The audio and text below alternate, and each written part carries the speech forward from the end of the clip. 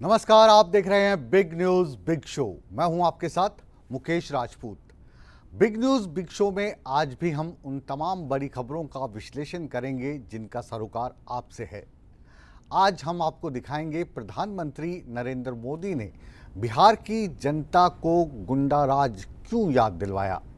हम आपको बताएंगे कि दिल्ली के मुख्यमंत्री अरविंद केजरीवाल के मुख्यमंत्री पद को चैलेंज करने वाली याचिका जो हाई कोर्ट में लाई गई थी, उस पर कोर्ट का क्या रुख रहा। हम आपको ये भी बताएंगे कि भारतीय जनता पार्टी पर हमलावर रहने वाले कांग्रेस प्रवक्ता गौरव वल्लभ को अब भारतीय जनता पार्टी क्यों अच्छी लगने लगी है। इसके अलावा हम बात करेंगे गुरुग्राम में चलाए जा रहे एक बहुत बड़े किडनी रैकेट के भांडाफोड़ की, और आपको बताएंगे कि गुरुग्राम में ही कैसे वहाँ के प्रशासन की लापरवाही के कारण एक मासूम को अपनी जान देनी पड़ी। लेकिन सबसे पहले बात करते हैं उस खबर की जिसने पूरे हिंदुस्तान की सियासत को गरमा दिया है। चुनाव हो और सियासी तनाव ना हो, भला ऐसे कैसे हो सकता है। ड्रीम गर्ल यानी हेमा मालिनी पर कांग्रेस के बड़े नेता रणदीप सुरजेवाला के एक बयान ने राजनीति के माहौल में तनाव पैदा कर दिया है। रणदीप सुरजेवाला ने अपने एक चुनाव प्रचार के दौरान हेमा मालिनी पर विवादित टिप्पणी कर दी। फिर क्या था, भारतीय जनता पार्टी ने सुरजेवाला और कांग्रेस को जमकर घेरा। खुद हेमा मालिनी ने सुरजेवाला पर पलटवार किया। भारतीय जनता पार्टी और कांग्रेस के इस घमासान के बीच आरोप प्रत्यारोप का दौर तो जारी है, साथ ही साथ अब ये मामला हरियाणा महिला आयोग तक पहुंच चुका है। महिला आयोग ने रणदीप सुरजेवाला को नोटिस भी भेज दिया है, जबकि सुरजेवाला ने अपनी सफाई में कहा है कि मेरा बयान तो मीडिया ने तोड़ मरोड़ के पेश किया है।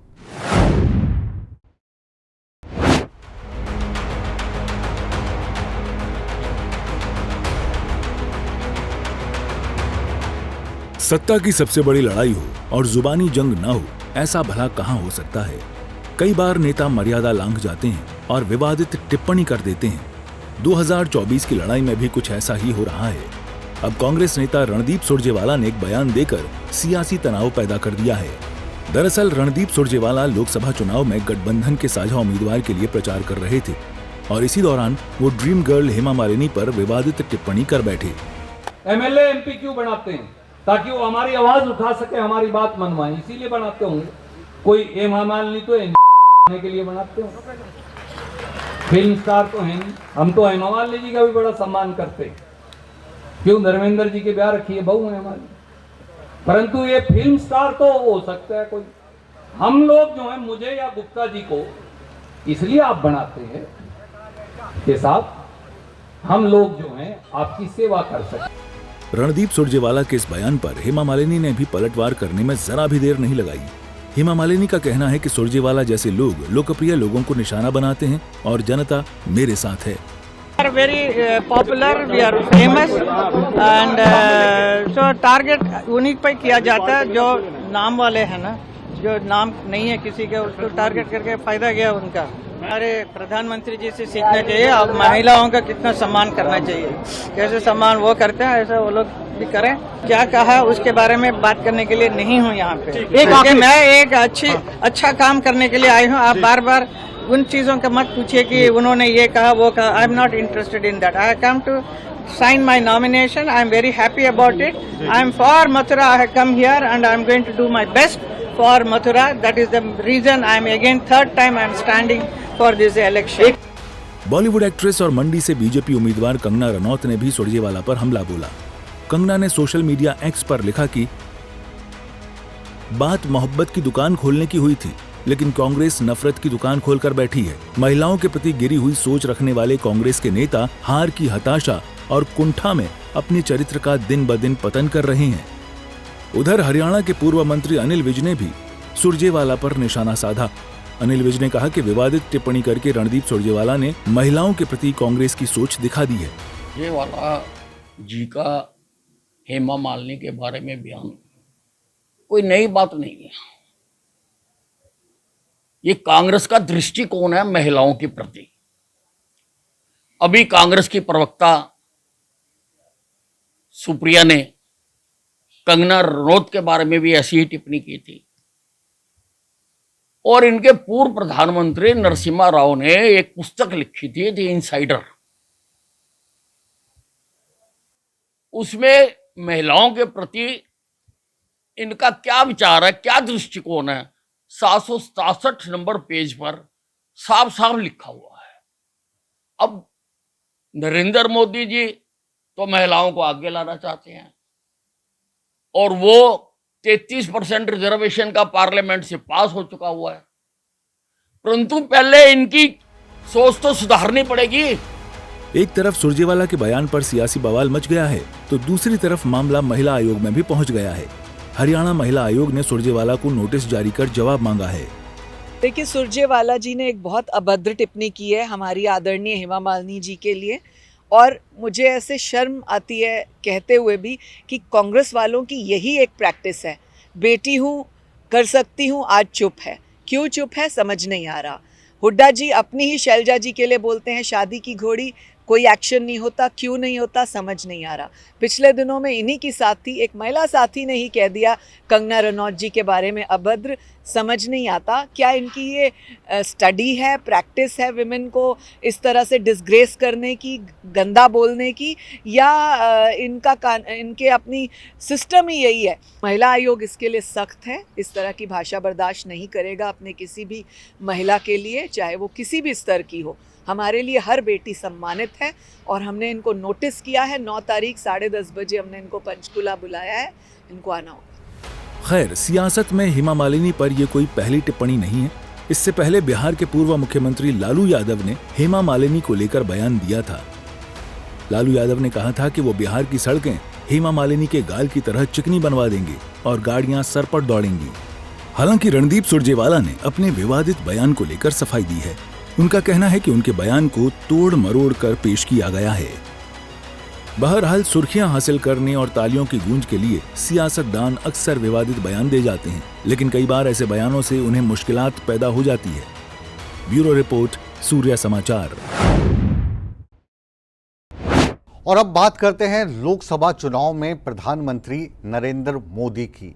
नरेंद्र मोदी ने बिहार में हुंकार भरी और पूर्व मुख्यमंत्री लालू प्रसाद पर जमकर हमला बोला। प्रधानमंत्री ने कहा कि लालू यादव के राज में नौकरियां दिलवाने के नाम पर लोगों की जमीनें छीन ली जाती थी, सड़कें बनने नहीं दी जाती थी, अपहरण उस वक्त का सबसे बड़ा उद्योग बन गया था। रैली के मंच से प्रधानमंत्री ने कहा कि जंगल राज बिहार में हमेशा से ही रहा है और भारतीय जनता पार्टी की जो अब गठबंधन की सरकार है, इस पर काबू करने की कोशिश कर रही है। अब वो जंगल राज से बिहार को बाहर निकालने की कोशिश में प्रयासरत है। अब वो कह रहे हैं कि बिहार की बेटियां घर से बाहर आ सकती हैं। प्रधानमंत्री ने महागठबंधन पर भी निशाना साधा और कहा कि राष्ट्रीय जनता दल और कांग्रेस ने राम मंदिर बनने से रोकने के लिए अपनी पूरी ताकत लगा दी थी। क्या क्या कहा प्रधानमंत्री ने और किस तरीके से पुरानी बिहार की सरकार को और लालू यादव को घेरा, उनके जो करप्शन के मामले हैं उनको जनता के समक्ष रखा, ये दिखा रही है बिग न्यूज़ बिग शो की ये दूसरी रिपोर्ट।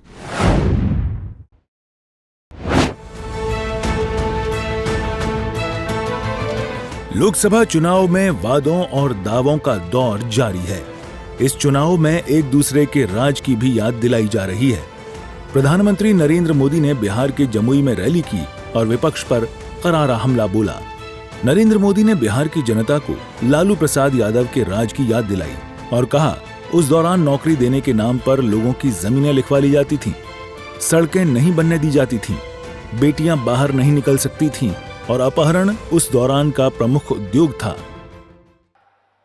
जो लोग गरीब युवाओं से जमीन लिखवा लें, वो बिहार के युवाओं का कभी भला नहीं कर सकते। रेल मंत्री हमारे नीतीश बाबू भी थे, आज तक तक कोई शिकायत नहीं आई नीतीश बाबू के खिलाफ। और इन लोगों ने गरीबों की जमीन छीन ली।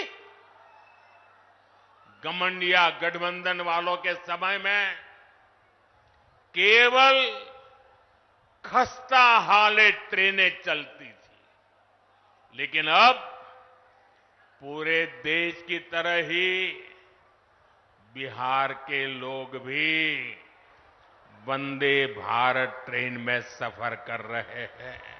रैली के मंच से प्रधानमंत्री नरेंद्र मोदी ने जहां जंगल राज की याद दिलाई, वहीं राम मंदिर को लेकर भी विपक्ष पर हमला बोला। नरेंद्र मोदी ने कहा कि राष्ट्रीय जनता दल और कांग्रेस ने मंदिर न बने इसके लिए पूरी ताकत लगा दी थी। हमारी सरकार में राम मंदिर का 500 वर्ष पुराना सपना पूरा हुआ।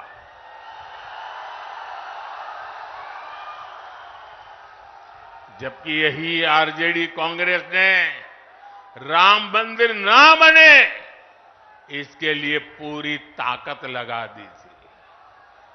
आज भी ये लोग राम मंदिर का उपहास उड़ाते हैं, अपमान करते हैं। पीएम मोदी ने महागठबंधन पर भी हमला बोला और कहा कि सारे भ्रष्टाचारी अब एक हो गए हैं। आज देश के सारे भ्रष्टाचारी जो हमेशा एक दूसरे से लड़ते थे, एक दूसरे पर भ्रष्टाचार के आरोप लगाते थे, एक दूसरे को जेल में बंद करने की मांग कर रहे थे, अब वो सब मिलकर मोदी आया।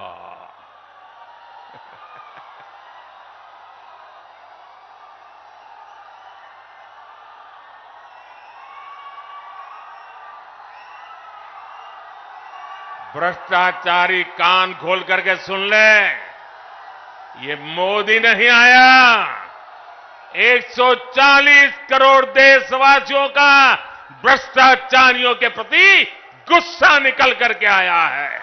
कांग्रेस और आरजेडी पर निशाना साधते हुए प्रधानमंत्री ने कहा कि ये लोग बिहार और बिहार गौरव का अपमान करते रहे हैं। यही लोग कर्पूरी ठाकुर का अपमान करते थे।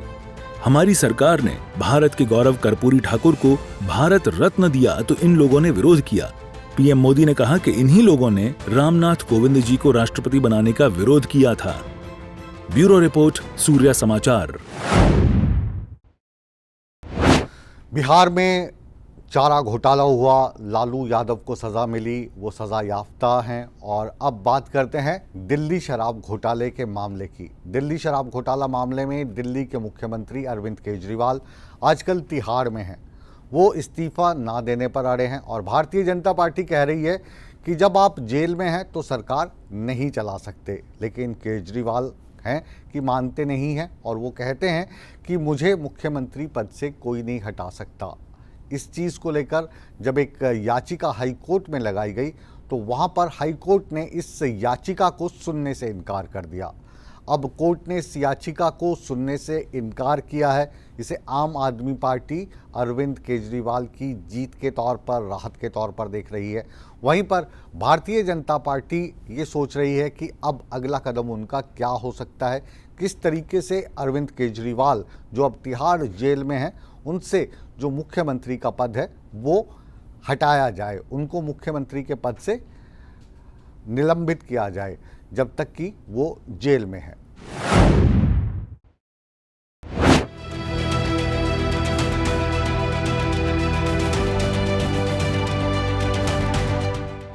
दिल्ली शराब नीति घोटाले में मुख्यमंत्री अरविंद केजरीवाल सलाखों के पीछे पहुंच चुके हैं और जेल से सरकार चलाने को लेकर लगातार सियासी विवाद हो रहा है। अरविंद केजरीवाल से इस्तीफा देने की मांग हो रही है। इस बीच अरविंद केजरीवाल को सीएम पद से हटाने के लिए हाई कोर्ट में दूसरी याचिका दायर की गई, लेकिन हाई कोर्ट ने इस याचिका पर पुनर्विचार करने से इनकार कर दिया।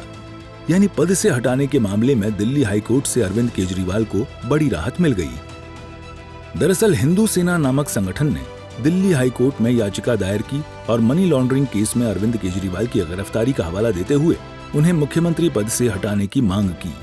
लेकिन कोर्ट ने कहा कि ये केजरीवाल का निजी फैसला होगा कि उन्हें मुख्यमंत्री बने रहना है या नहीं। कोर्ट ने कहा कि कभी कभी व्यक्तिगत हित को राष्ट्रीय हित के अधीन रखना पड़ता है, लेकिन ये केजरीवाल का निजी फैसला है। कोर्ट ने साफ कर दिया कि वो इस मामले पर निर्णय नहीं ले सकता है। इस मुद्दे पर निर्णय लेना दिल्ली के उपराज्यपाल या भारत के राष्ट्रपति पर निर्भर है। कोर्ट ने आगे कहा कि उन्हें आगामी सलाह की जरूरत नहीं है, एलजी कानून के अनुसार ही काम करेंगे।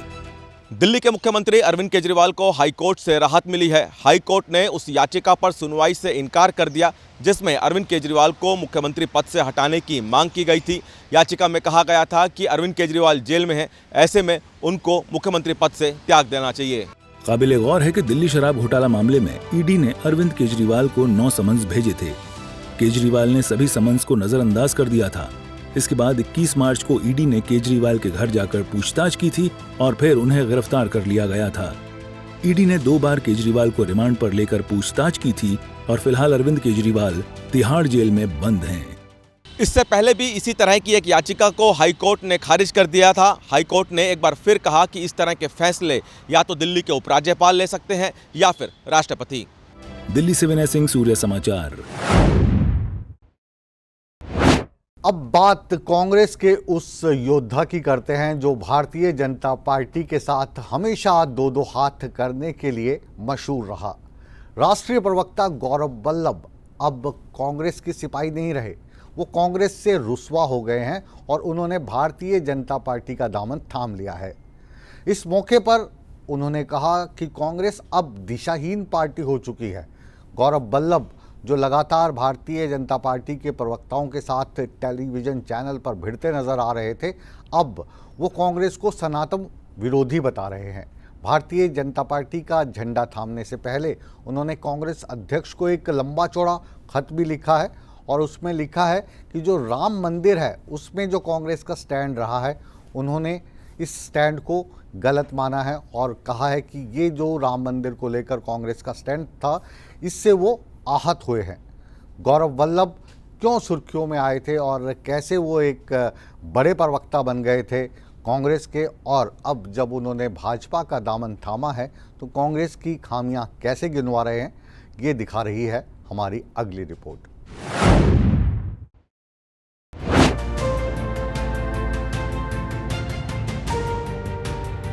चुनाव से पहले दल बदलना सियासत की रिवायत बन गई है। लोकसभा चुनाव की जंग छिड़ी है और इस चुनाव में भी दल बदलने का खेल जारी है। तमाम डिबेट शो में कांग्रेस का दमदार तरीके से पक्ष रखने वाले गौरव वल्लभ का अब कांग्रेस से मोह भंग हो गया है। गौरव वल्लभ ने कांग्रेस छोड़ बीजेपी का दामन थाम लिया है। मैंने इश्यू बेस्ड रिजर्वेशंस पे बात करी है, व्यक्ति परक्ष आरोप आलोचनाएं नहीं करी है। व्यक्तियों के बारे में राजनीतिक पार्टियों पे आक्षेप नहीं होते। राजनीतिक पार्टियां आइडियोलॉजीज पर आधारित होती है और जो आइडियोलॉजीज पर मैं ये सोच के कांग्रेस पार्टी जिस आइडियोलॉजी को सोच के मैंने ज्वाइन किया था कि नए आइडियाज का, इंटेलेक्चुअल आइडियाज का, नए सोच का वहां पर सम्मान होगा, पर नए सोच का, नए आइडियाज का, नए लोगों को सम्मान छोड़ के क्रश करने की प्रक्रिया भारत को आगे नहीं ले जा सकती।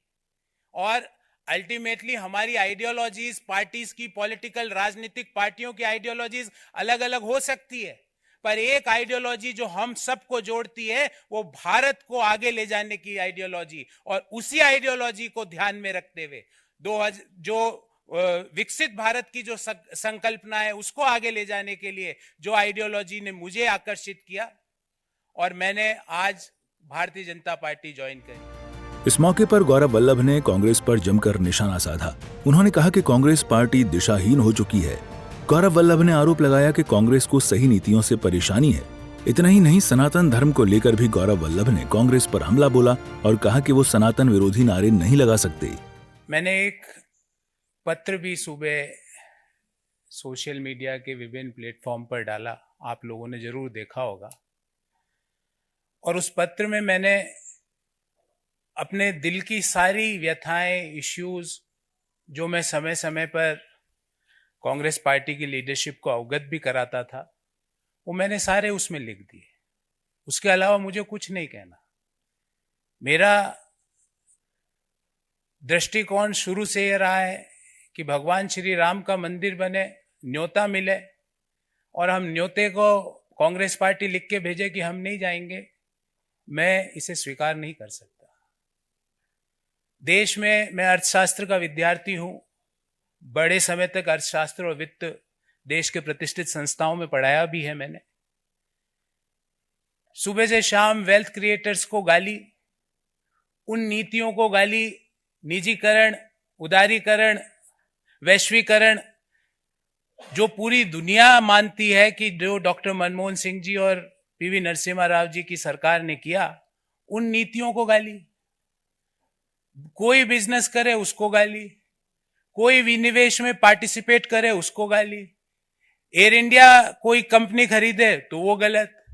तो मुझे लगता है कि कहीं ना कहीं जो नीतियां हैं और जो इश्यूज हैं उसको कांग्रेस पार्टी टैकल करने में कहीं ना कहीं बड़े गैप उसके अंदर आ रहे हैं, और मैंने अपनी चिट्ठी में भी यही लिखा।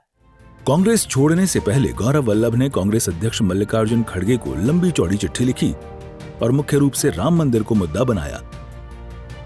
उन्होंने लिखा कि अयोध्या में प्रभु श्री राम की प्राण प्रतिष्ठा में कांग्रेस पार्टी के स्टैंड से मैं क्षुब्ध हूं। मैं जन्म से हिंदू और कर्म से शिक्षक हूं। पार्टी के इस स्टैंड ने मुझे हमेशा असहज किया, परेशान किया। पार्टी और गठबंधन से जुड़े कई लोग सनातन के विरोध में बोलते हैं और पार्टी का उस पर चुप रहना उसे मौन स्वीकृति देने जैसा है। अब आपको बताते हैं कि दरअसल गौरव वल्लभ हैं कौन। गौरव वल्लभ ने साल 2022 में मल्लिकार्जुन खड़गे के इलेक्शन कैंपेन को संभाला था। वो पार्टी के अंदर आर्थिक मसलों पर मजबूती से बात रखते थे। वो 2023 में राजस्थान विधानसभा चुनाव में उदयपुर सीट से मैदान में उतरे थे, लेकिन हार गए थे। गौरव वल्लभ ने 2019 में झारखंड के जमशेदपुर पूर्व से पहली बार चुनाव लड़ा था और हार गए थे। गौरव वल्लभ उस वक्त सुर्खियों में आए थे जब एक डिबेट शो के दौरान बीजेपी नेता से पूछा था कि ट्रिलियन में कितने जीरो होते हैं। दिल्ली से विनय सिंह, सूर्य समाचार। साइबर सिटी कहे जाने वाले गुरुग्राम में अब एक ऐसे रैकेट का पर्दाफाश हुआ है जिसने आम आदमी के दिल में दहशत सी भर दी है। गुरुग्राम में किडनी ट्रांसप्लांट को लेकर एक बड़ा कारोबार चलाया जा रहा था जिसका अब भांडाफोड़ हो गया है, और इसमें डोनर्स के तौर पर जिन लोगों को लाया जाता था, जो किडनी का दान करते थे, वो बांग्लादेश से लाए जाते थे। उनको एक अच्छे होटल में रुकाया जाता था और पूरा अच्छा उनको ट्रीटमेंट दिया जाता था ताकि किसी को कोई शक शुबा ना हो। लेकिन कहते हैं कि गुनाह का जो घड़ा है वो एक दिन भरता है। इनका भी भरा और फिर इस पूरे के पूरे मामले का भांडाफोड़ भी हुआ। कैसे ये सब कुछ होता था और पुलिस को इसका कैसे पता चला, आइए पूरी तफ्तीश देखते हैं हमारी इस रिपोर्ट में।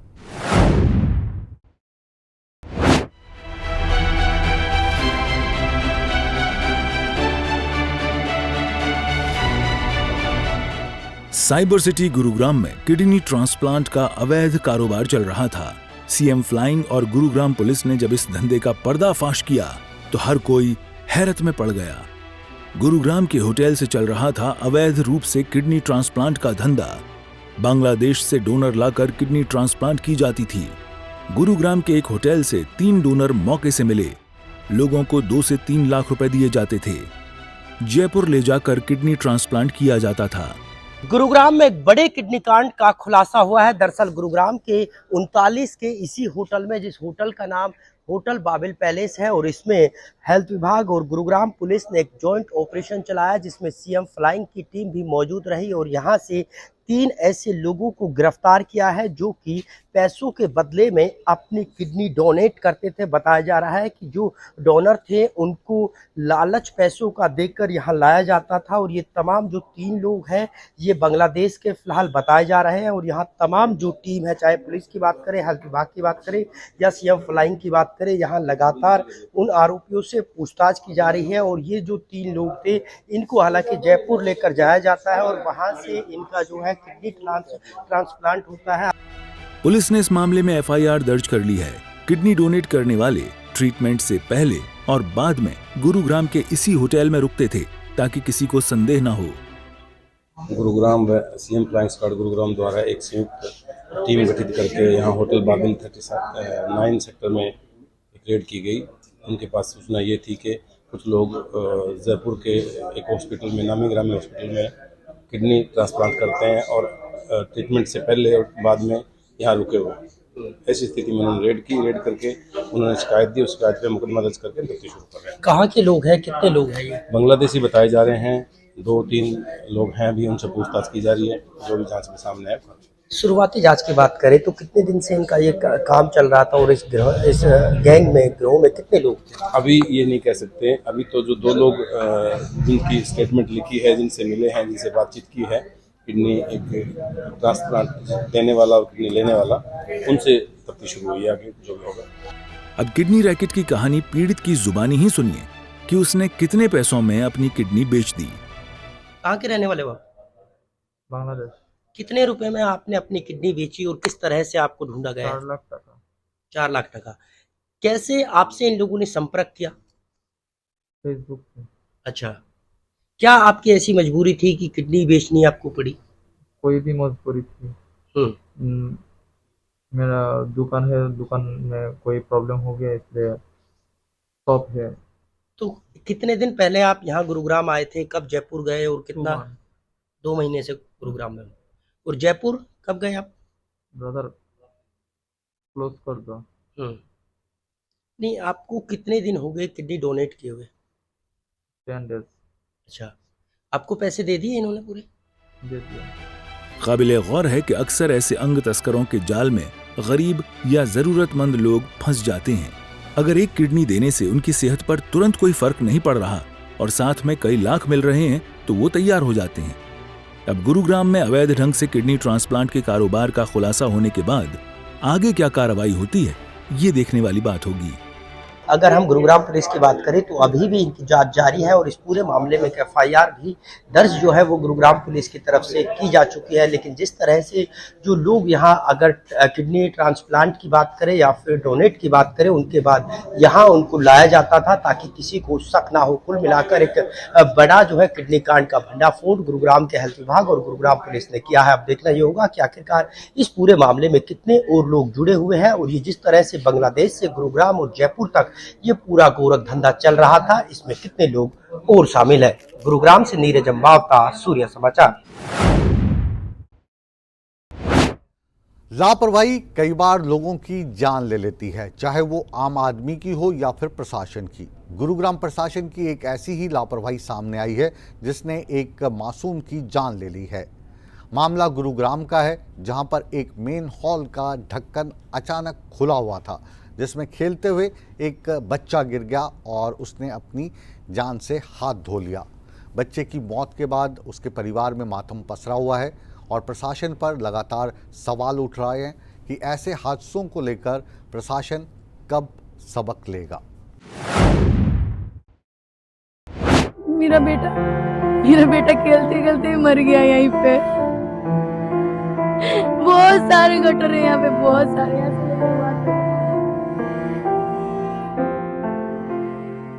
मौत कब, कहां, कैसे आ जाए, कुछ नहीं पता।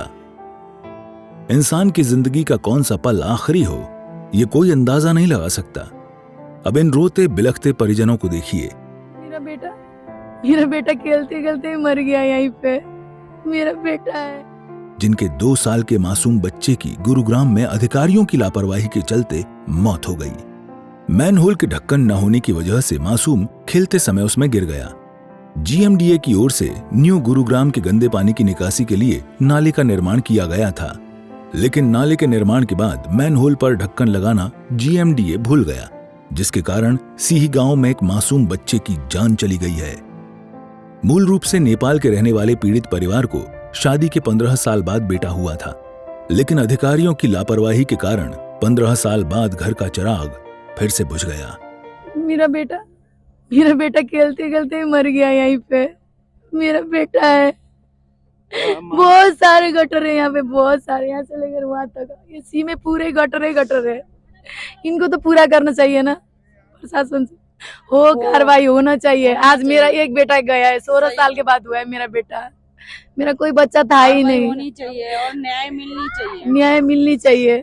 सीही गांव के ग्रामीणों का आरोप है कि काफी बार GMDA के अधिकारियों को अवगत कराया गया था कि इस नाले पर मैनहोल का ढक्कन लगाया जाए, लेकिन GMDA के अधिकारी नींद से ही नहीं जागे जिसके कारण एक 2 साल के बच्चे की जान चली गई। आज एक प्रदीप कुमार 2 वर्ष के बच्चे के पिता द्वारा पुलिस टीम को शिकायत दी कि समय करीब 5 बजे उसका 2 वर्ष का बेटा खेलता हुआ नाले का ढक्कन सीवर का खुला रहने की वजह से उसके अंदर गिर गया, जो गिरने से बच्चे की मौत हो गई, जो संबंधित विभाग की लापरवाही के कारण ऐसा हुआ, जिस पर मुकदमा दर्ज करके नियमानुसार कार्रवाई अमल में लाई जा रही है। अब मृतक के परिजनों की मांग है कि सरकार संबंधित अधिकारियों के खिलाफ सख्त से सख्त कार्रवाई करे। बहरहाल इससे पहले भी इस तरह के कई मामले सामने आ चुके हैं जब मैनहोल के ढक्कन हादसों का कारण बन चुके हैं।